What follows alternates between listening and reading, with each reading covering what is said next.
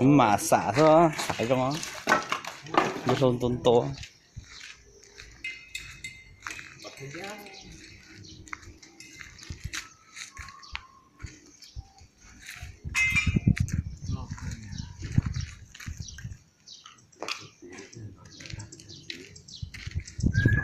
nhớ trong à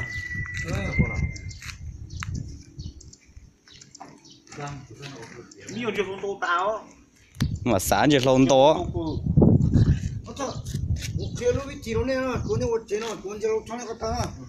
cho kia đó, vậy nên mình mua cho bỏ xí mỏ ấu à, thế cho cú dẻ cú dọ, vậy mình gì là cá kéo, vậy kia là lá, thì kia giống á, kia lúc này sử dụng là cái cỏ sa á, rồi cho tao mình cho giống như thế, nhẹ su yên su,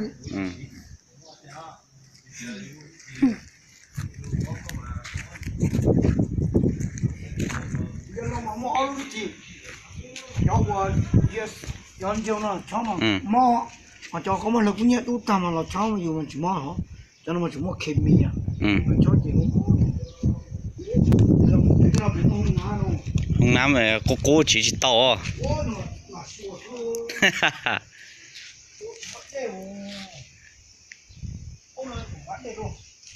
để xí lo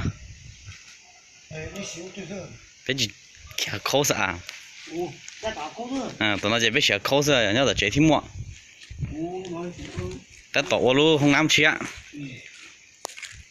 không nắm chia không nắm mà khen này không nắm mà như sao ôn nó mà có cũng mà lì mà cũng mà chứ tua mà khen này ua này ua mà này ua bùn gì bớt số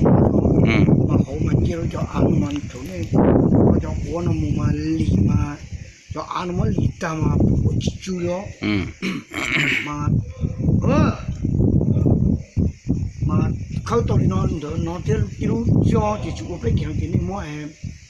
cái này bị bùn ua đau rồi đúng không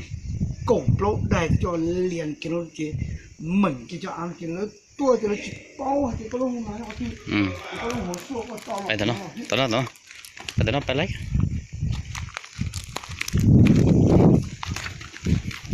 hôm nào mà có mốc ôi đâu mà hôm mà đi chỉ một cái bao tua mà này cắt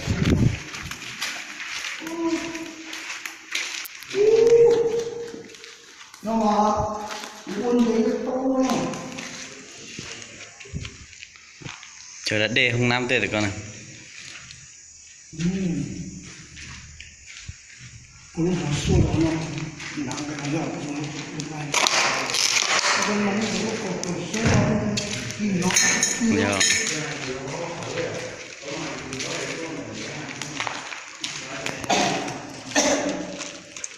do đồng quan nhá giờ lâu chắc tôi mà giờ đó có thì mà ấu rồi còn chỉ là cá thôi mà đâu chỉ à